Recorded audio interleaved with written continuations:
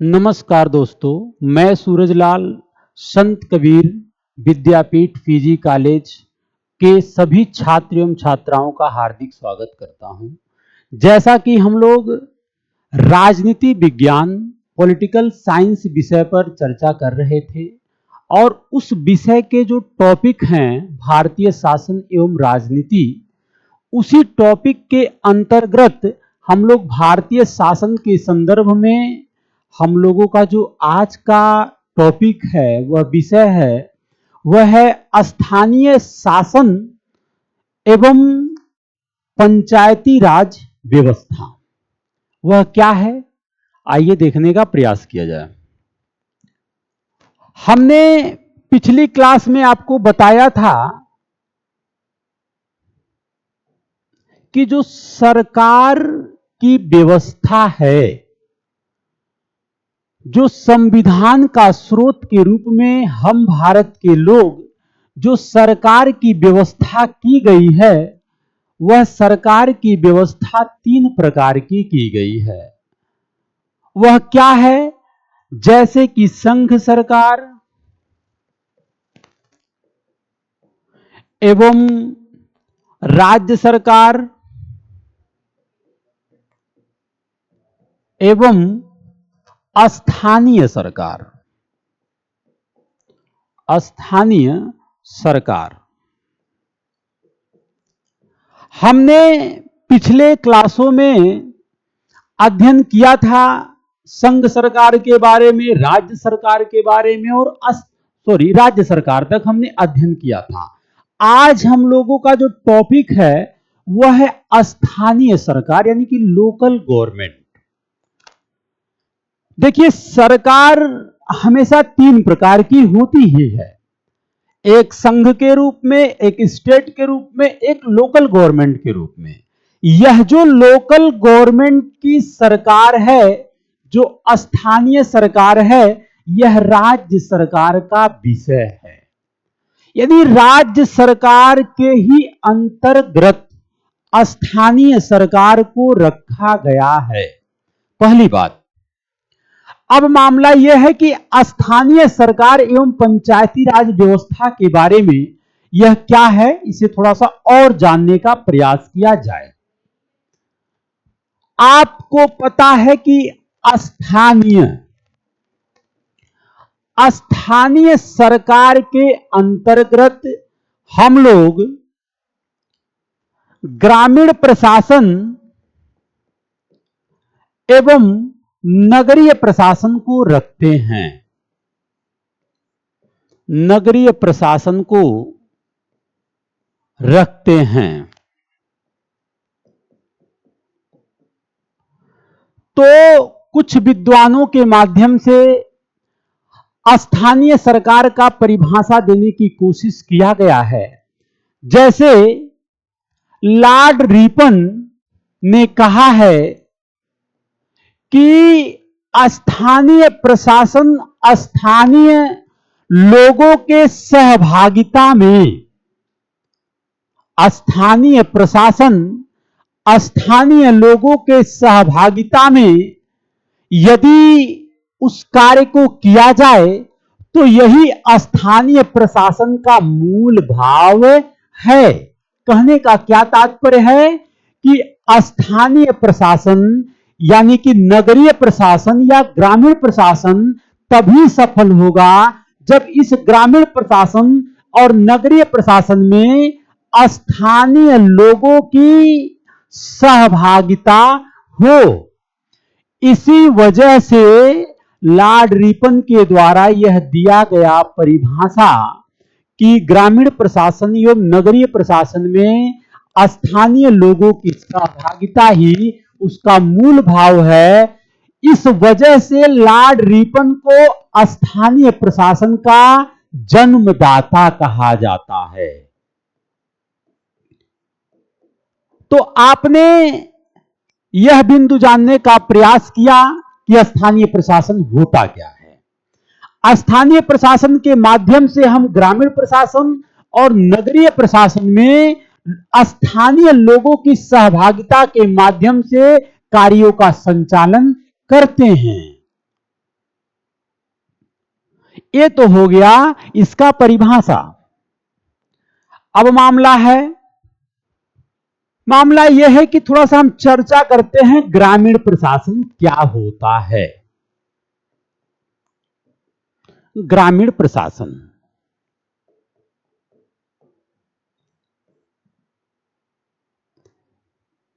देखिए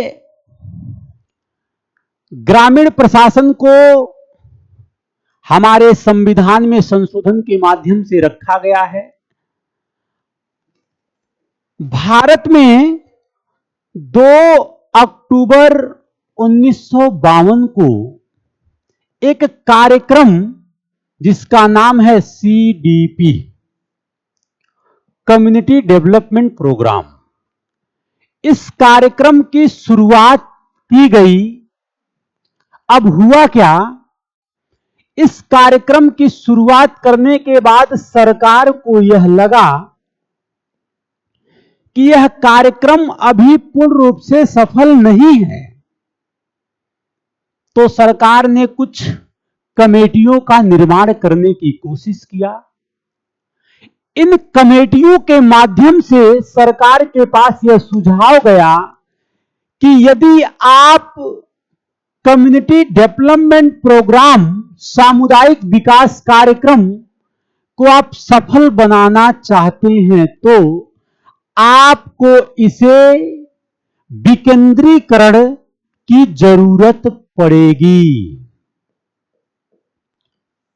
यानी डिसेंट्रलाइजेशन, चीजों को विकेंद्रीकरण की जरूरत पड़ेगी। ऐसा इसलिए क्योंकि हमारे देश में जो सरकार की व्यवस्था है, एक केंद्र सरकार है, एक राज्य सरकार है, और स्थानीय प्रशासन राज्य सरकार का विषय है। तो सिर्फ राज्य सरकार ही नहीं, यानी कि ये जो प्रोग्राम है इसे राज्य सरकार अपने स्तर पर लागू करके सफलता नहीं प्राप्त कर सकता। इसके लिए राज्य सरकार को अपने पावर, अपने शक्ति, अपने विधायी शक्ति यानी कि जो विधि बनाने की शक्ति है, अपने कार्यपालकीय शक्ति, अपने वित्तीय शक्ति का हस्तांतरण करना पड़ेगा। तो लोगों ने लोकतांत्रिक विकेंद्रीकरण का नारा दिया।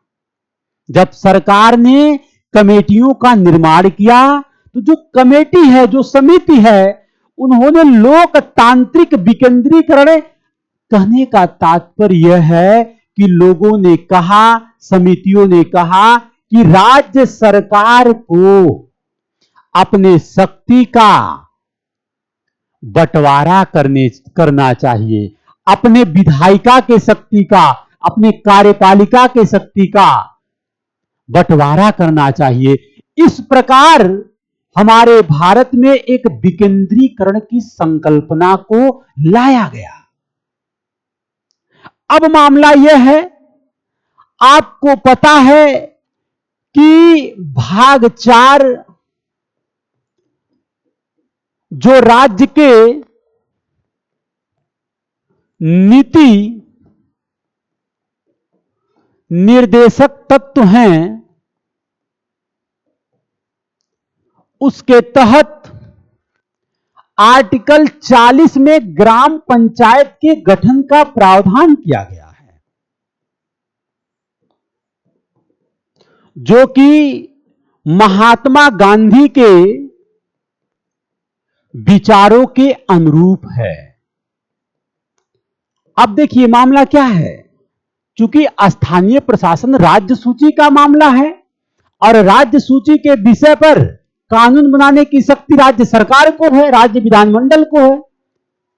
अब सरकार के पास रिपोर्ट पहुंचा कि यदि आप उस प्रोग्राम को सफल बनाना चाहते हैं तो आपको लोकतांत्रिक विकेंद्रीकरण करना ही पड़ेगा। तो सरकार की जो कमेटियां थी, जैसे सरकार ने बलवंत राय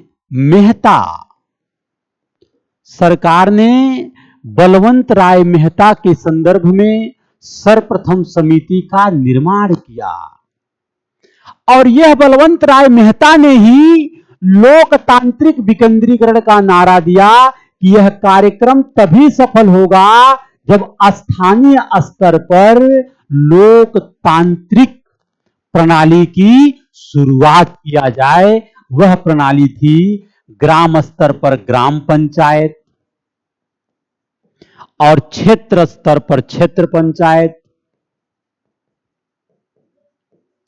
और जिला स्तर पर जिला पंचायत।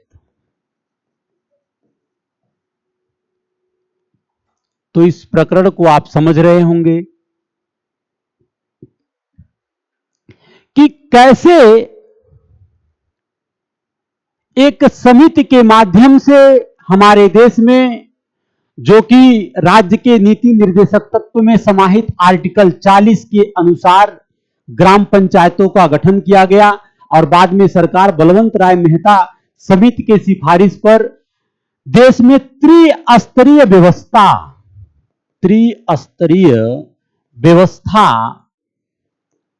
यानी कि लोकतांत्रिक विकेंद्रीकरण ग्राम पंचायत, क्षेत्र पंचायत और जिला पंचायत शुरू करने का प्रावधान किया गया। उसके साथ साथ सरकार ने बलवंत राय मेहता समिति की बात तो मान लिया, परंतु इसके बाद इन्होंने अन्य पुनः समितियों का निर्माण किया। उस समिति का नाम था अशोक मेहता समिति। अशोक मेहता समिति। अशोक मेहता समिति ने कहा कि ठीक है, बलवंत राय मेहता जी की बात मानी जाए, लेकिन कहीं कहीं यह जो समिति का जो त्रिस्तरीय व्यवस्था है उसे कहीं कहीं द्विस्तरीय व्यवस्था भी बनाई जाए। जैसे इन्होंने कहा कि जो ग्राम स्तर है उस पर एक मंडल परिषद, ग्राम स्तर पर एक मंडल परिषद का निर्माण किया जाए। इन्होंने कहा, जब अशोक मेहता जी ने अपनी समिति, अपनी रिपोर्ट सरकार को सौंपा, तो अशोक मेहता कहते हैं कि ग्राम स्तर पर मंडल परिषद एवं जिले स्तर पर जिला परिषद का गठन किया जाए। जिले स्तर पर जिला परिषद का गठन किया जाए। मामला यह है, इस बात को आप समझ रहे होंगे कि ग्राम स्तर पर मंडल परिषद और जिला स्तर पर जिला परिषद का निर्माण किया जाए। लेकिन सरकार यहीं तक नहीं रुकी। सरकार ने इसके बाद भी लोकतांत्रिक विकेंद्रीकरण, स्थानीय प्रशासन हेतु कुछ अन्य भी समितियों का निर्माण किया। जैसे वह समितियां क्या है? जैसे सरकार ने इसके बाद जी.वी.के. राव, सरकार ने जी.वी.के. राव समिति का निर्माण किया। इन समितियों ने भी कुछ अपनी सुझाव दी। जैसे इन्होंने कहा, इन्होंने जो स्थानीय प्रशासन में त्रिस्तरीय और द्विस्तरीय व्यवस्था है इसके बारे में तो बहुत कुछ नहीं कहा, लेकिन इन्होंने कहा कि जो पंचायतों का चुनाव होना चाहिए वो बेहतर एवं नियमित होना चाहिए। जो पंचायतों का चुनाव होना चाहिए वह बेहतर एवं नियमित होना चाहिए। यह है जी.वी.के. राव समिति के बारे में।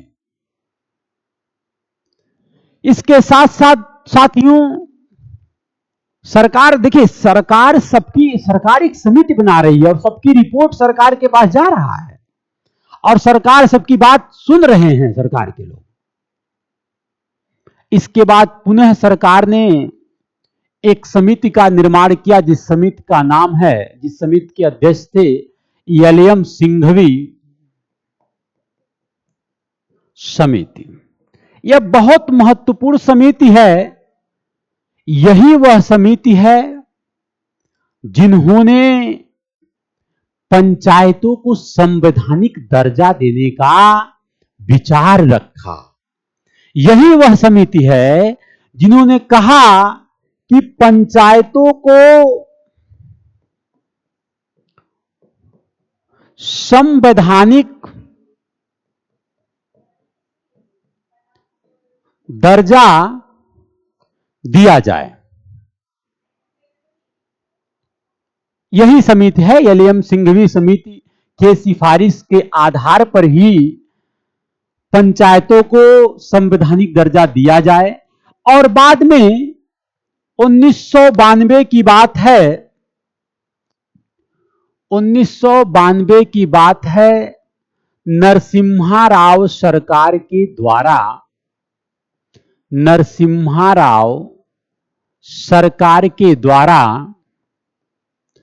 पंचायतों को संवैधानिक दर्जा देने का प्रावधान किया गया। इसके लिए संविधान का 73वां संशोधन किया गया एवं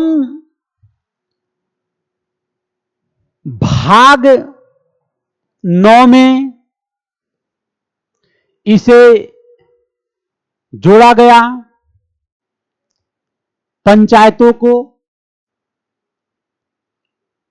उसके साथ साथ पंचायतों को जोड़ा गया, उसके साथ साथ पंचायतों के लिए एक आर्टिकल 243 घ भी साथ में जोड़ा गया। एवं जो हमारे पंचायत हैं, हमारे पंचायतों के 3 स्वरूप हैं जो भारत में लागू है। वह है ग्राम पंचायत, क्षेत्र पंचायत एवं जिला पंचायत।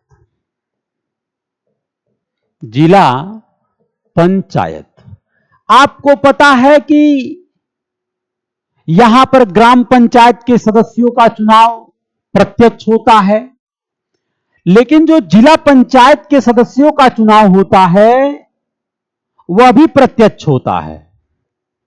लेकिन जो जिला पंचायत के जो अध्यक्ष होते हैं और जो क्षेत्र पंचायत के अध्यक्ष होते हैं, जिन्हें क्षेत्र पंचायत के अध्यक्ष को आप ब्लॉक प्रमुख बोलते हैं, ठीक है, और जिला पंचायत के अध्यक्ष को आप अध्यक्ष ही बोलते हैं। लेकिन जो इनका चुनाव होता है वह अप्रत्यक्ष मतदान के द्वारा चुने गए जिला पंचायत के सदस्यों के माध्यम से और क्षेत्र पंचायत में चुने गए क्षेत्र पंचायत के सदस्यों के माध्यम से यह प्रावधान किया जाता है। इस बात को आप समझ रहे हैं। तो यह मामला है। अब इसके तहत हमारे संविधान में 73वां संशोधन किया गया 1992 में, भाग 9 जोड़ा गया, 243 घ जोड़े गए। जो पंचायतें हैं वह कानून बनाने के लिए जिस विधि का प्रयोग करेंगे उस विधि के तहत कुछ विषय भी दिए जाएंगे। वह कौन से सामाजिक आर्थिक विषय होंगे जिस पर पंचायतें कार्य करेंगे, इसके लिए उन्हें 29 विषय दिए जाने का प्रावधान किया गया। यह बात समझने की जरूरत है कि हमारे पंचायतों को 29 विषय सामाजिक और आर्थिक दृष्टि से पंचायतों में कार्य करने का दिया गया। लेकिन देखिए, हकीकत क्या है वो अलग विषय है। क्योंकि पंचायतों का गठन लोकतांत्रिक विकेंद्रीकरण के तहत किया गया कि चूंकि जब लोगों की सहभागिता होगी और पंचायत यानी कि निचले स्तर पर, तो लोग सशक्त होंगे, लोग मजबूत होंगे, और इसी लोगों को मजबूत और सशक्त बनाने के लिए ही महात्मा गांधी ने जो डीपीएसपी में राज्य के नीति निर्देशक तत्व हैं उसमें आर्टिकल 40 के तहत ग्राम पंचायतों का गठन का प्रावधान किया था। इस बात को आप समझ रहे हैं। सामाजिक आर्थिक विषय के तहत 29 विषय। इस प्रकार सरकार ने, नरसिम्हा राव सरकार ने 1993 में 24 अप्रैल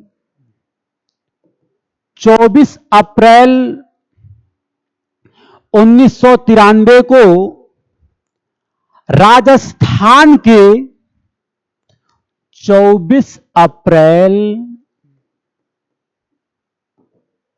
1993 को राजस्थान के नागौर जिले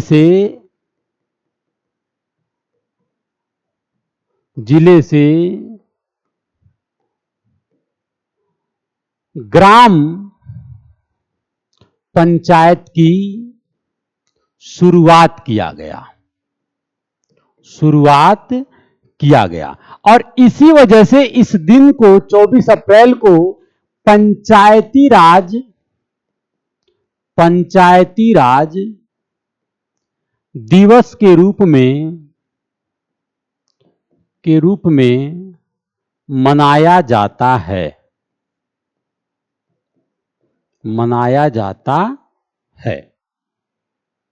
यह है मामला पंचायती राज व्यवस्था का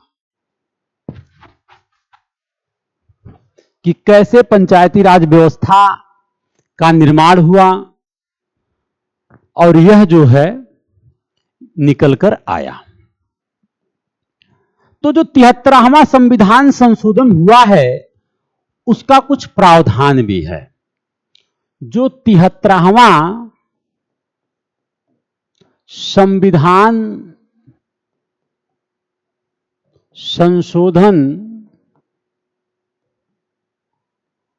हुआ है उसके कुछ प्रावधान हैं। क्या है प्रावधान? सबसे पहली प्रावधान कि स्थानीय प्रशासन में चुनाव लड़ने के लिए जो आयु है वो 21 वर्ष होना चाहिए। ठीक। स्थानीय प्रशासन का जो कार्यकाल वह 5 वर्ष का होगा। 5 वर्ष का होगा। और स्थानीय प्रशासन के चुनाव के लिए एक राज्य निर्वाचन आयोग का भी प्रावधान किया गया। एक आयोग का भी प्रावधान किया गया। उसके साथ साथ इस पंचायती राज व्यवस्था में तीनों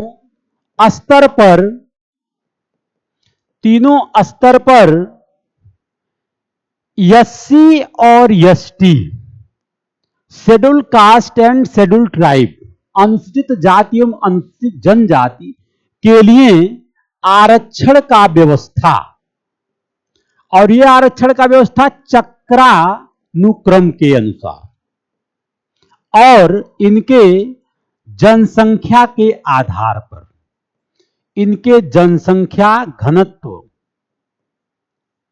के आधार पर चक्रानुक्रम के अनुसार तीनों स्तर पर आरक्षण का व्यवस्था किया गया है। उसके साथ साथ महिलाओं के लिए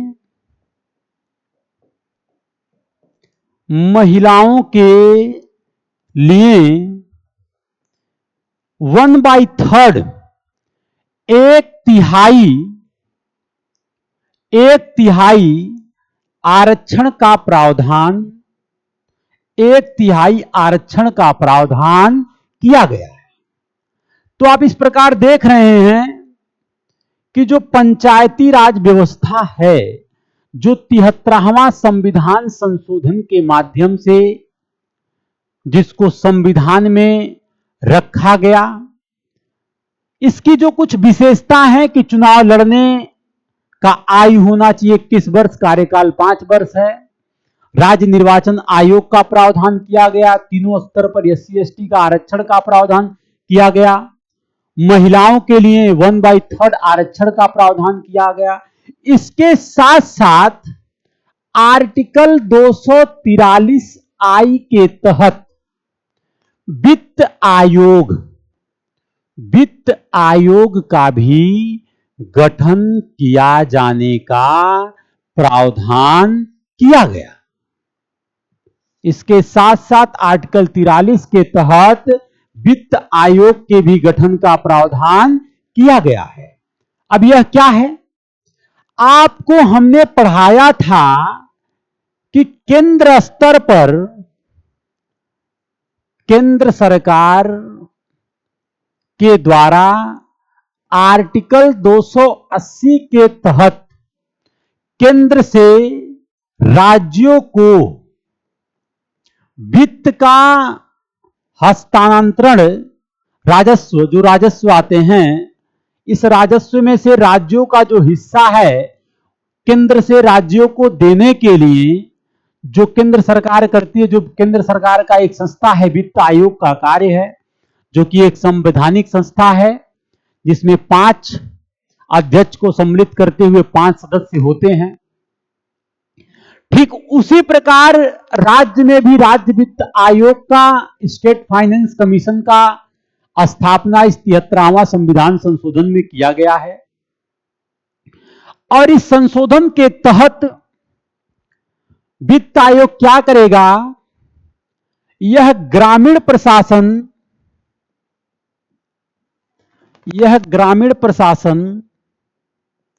के लिए, ग्राम पंचायत के लिए वित्त का बंटवारा करेगा एवं यह नगरीय प्रशासन के लिए भी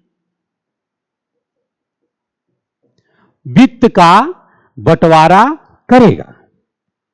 वित्त यानी कि धनराशि। यह है वित्त आयोग का गठन कि ग्रामीण प्रशासन के लिए, जो ग्रामीण प्रशासन में ग्राम पंचायत, ब्लॉक पे क्षेत्र पंचायत, जिला पंचायत पे वित्त का जो बंटवारा करने का प्रावधान है वह आर्टिकल 243I के तहत किया गया है। जिस प्रकार केंद्र स्तर पर है उसी प्रकार राज्य स्तर पे है। और जो निर्वाचन की व्यवस्था है, जो राज्य निर्वाचन की व्यवस्था है, जो स्टेट इलेक्शन कमीशन है, उसके तहत आप देखेंगे इनका कार्य है स्थानीय प्रशासन में ग्रामीण प्रशासन का चुनाव कराना और नगरीय प्रशासन का चुनाव कराना। नगरीय प्रशासन, देखिए जब नगरीय प्रशासन की बात किया जाएगा तो इसमें नगर निगम, नगर पालिका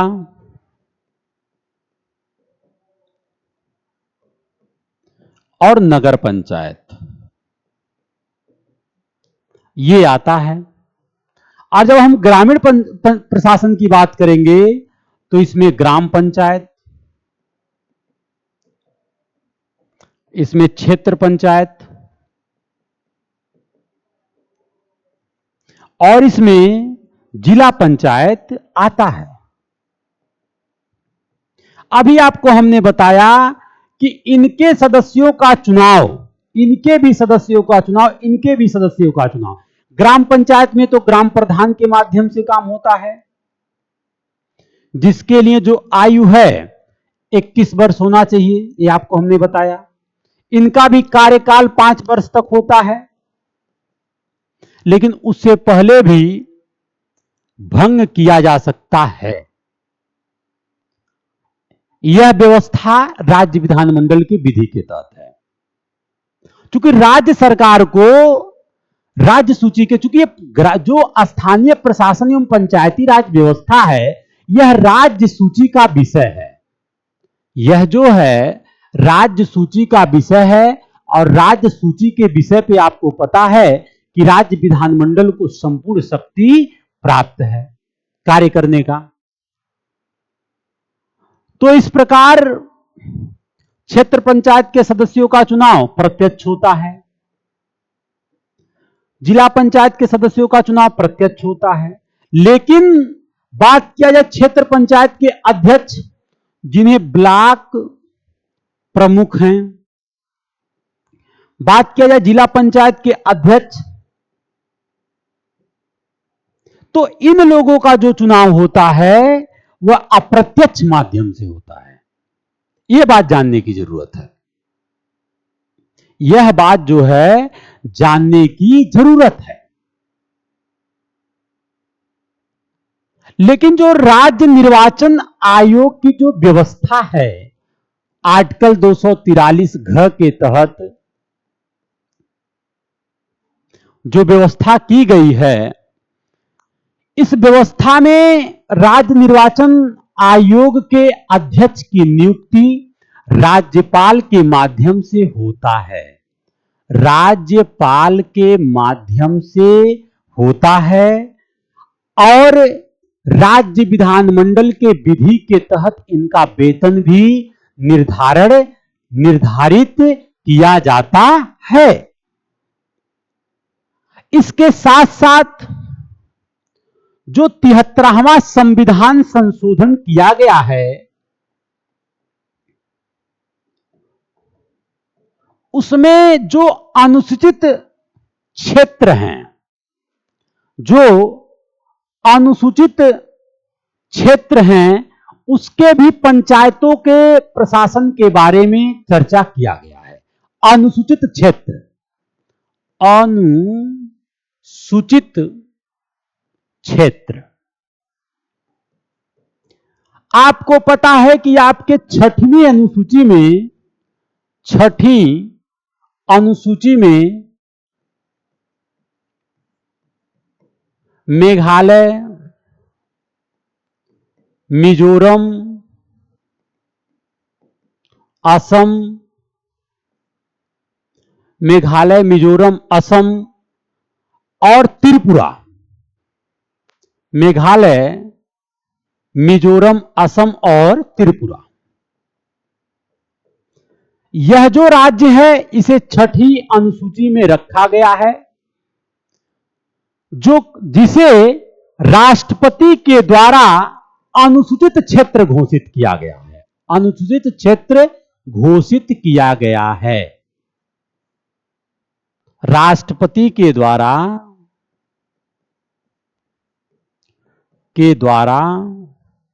अनुसूचित क्षेत्र घोषित किया गया है।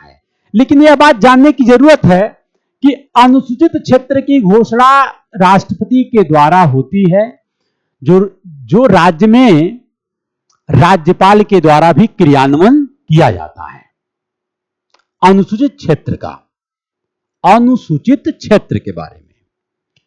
इसी के तहत भारत में कुछ इन क्षेत्रों को छोड़कर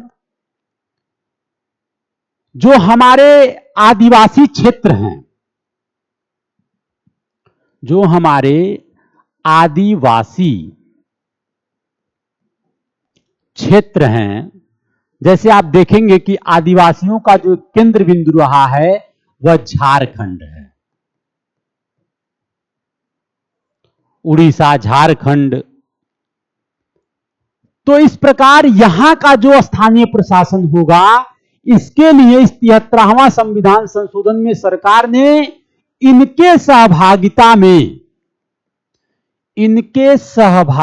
में विशेष प्रावधान विशेष प्रावधान जो कि एक पेशा कानून है, इसके तहत बनाया गया है।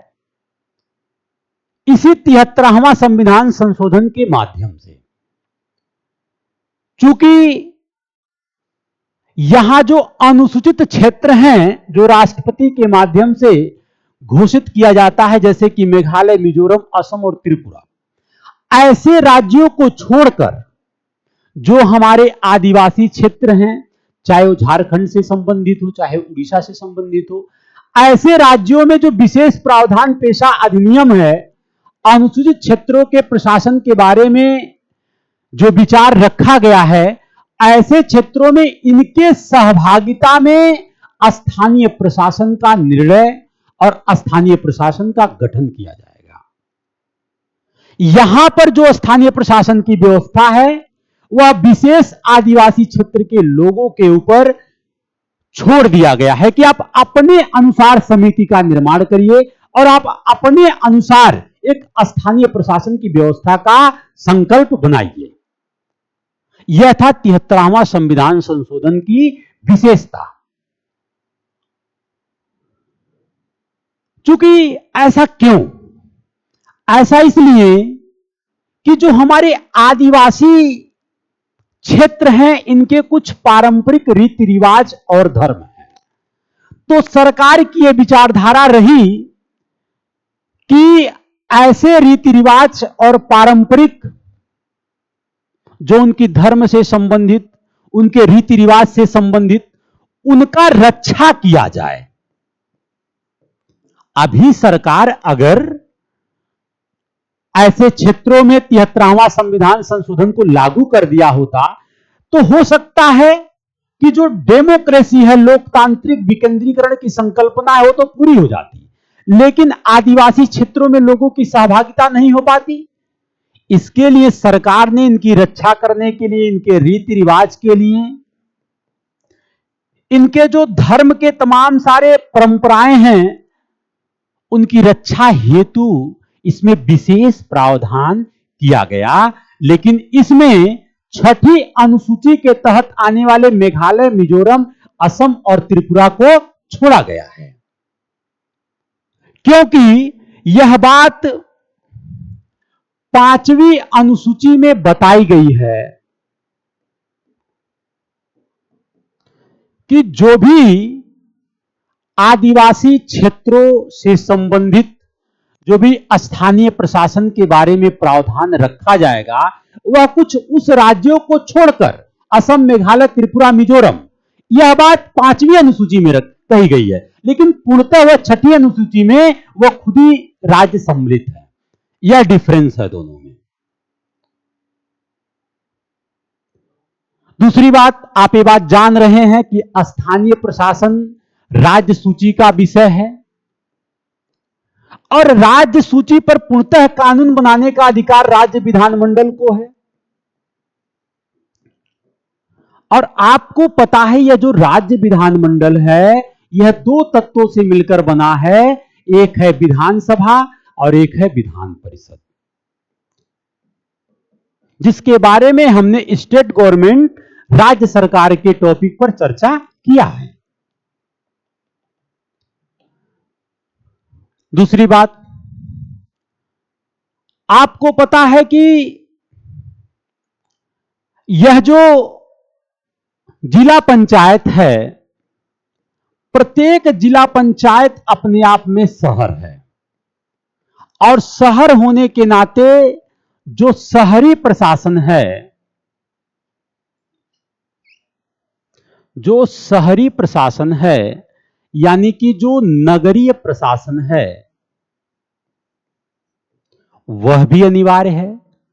और इसी नगरीय प्रशासन के वजह से, अनिवार्य होने की वजह से, सरकार ने एक अन्य संशोधन किया, जो है 74वां संविधान संशोधन। इस संशोधन के माध्यम से सरकार ने नगरीय प्रशासन के बारे में, नगर निगम,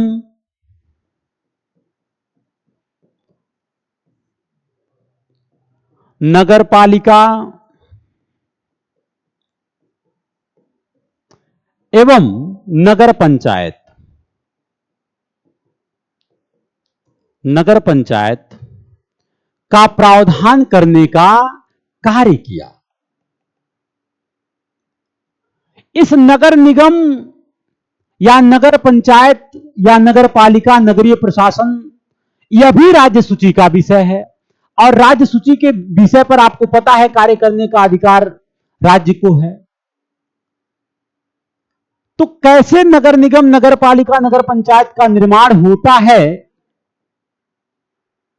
इसके लिए आपको पता है वहां की जनसंख्या घनत्व,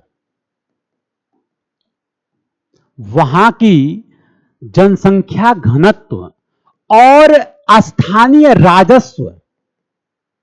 राजस्व की व्यवस्था, स्थानीय राजस्व की व्यवस्था और वहां की जनसंख्या घनत्व के आधार पर ही नगरीय प्रशासन के क्षेत्रों का निर्माण किया गया है। अगर वह बड़े क्षेत्र हैं, जनसंख्या अधिक है, बड़े क्षेत्र हैं, वहां की राजस्व व्यवस्था बड़ी है, तो वह नगर निगम है। आपको पता है कि नगर निगम में एक राजनीतिक प्रमुख पदाधिकारी होता है जो कि वहां के पार्षदों, सभासदों के द्वारा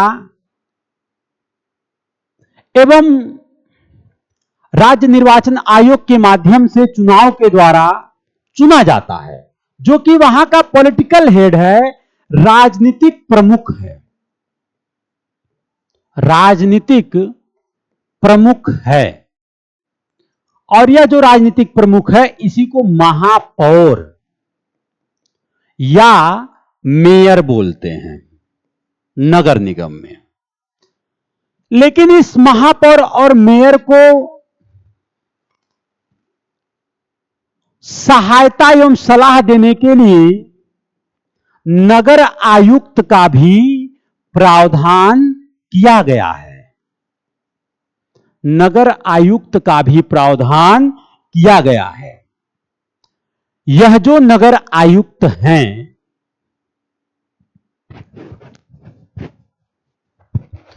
यह जो नगर आयुक्त हैं, वह देश के सिविल सर्विसेज की जो प्रतिष्ठित सेवा है, आईएएस के वरिष्ठ अधिकारी होते हैं और यह राज्य सरकार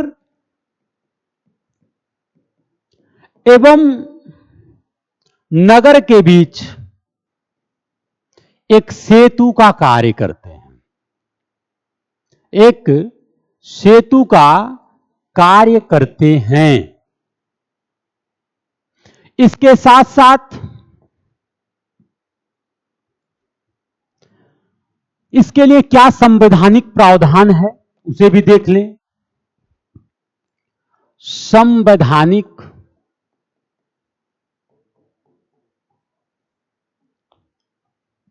प्रावधान क्या है? इसके लिए आर्टिकल 243 घ, आर्टिकल 243 घ के तहत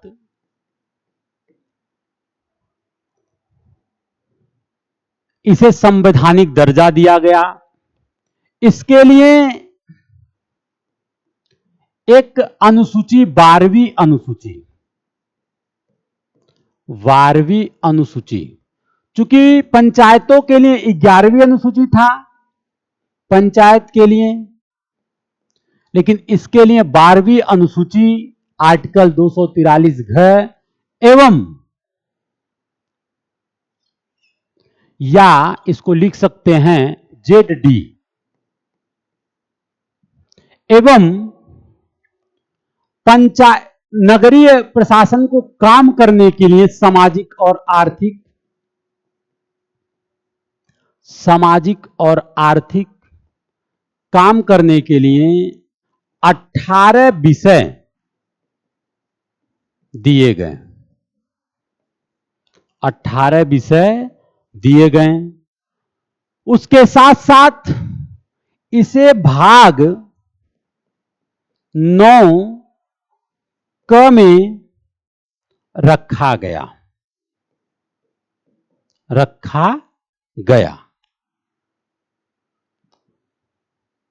एवं नगरीय प्रशासन में भी आरक्षण की व्यवस्था किया गया है। नगरीय प्रशासन में भी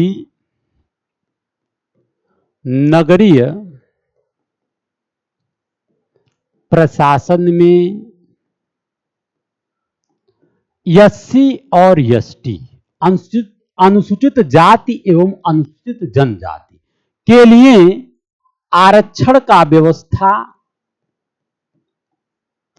चक्रानुक्रम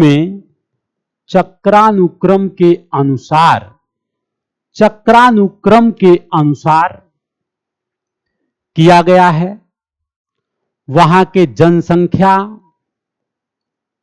व घनत्व के आधार पर। ठीक है, यह है नगरीय प्रशासन में आरक्षण। इसके साथ साथ वहां भी 1/3 महिलाओं को आरक्षण दिया गया है। इसका भी चुनाव राज्य निर्वाचन आयोग के माध्यम से होता है। इसका भी चुनाव राज्य निर्वाचन आयोग के माध्यम से होता है। यह बात आप समझ रहे हैं। तो ठीक इसी प्रकार दोस्तों, जो स्थानीय प्रशासन का विषय रहा उसे आज हम लोग पढ़ते हुए पूरी तरीके से अध्ययन कर लिया गया है।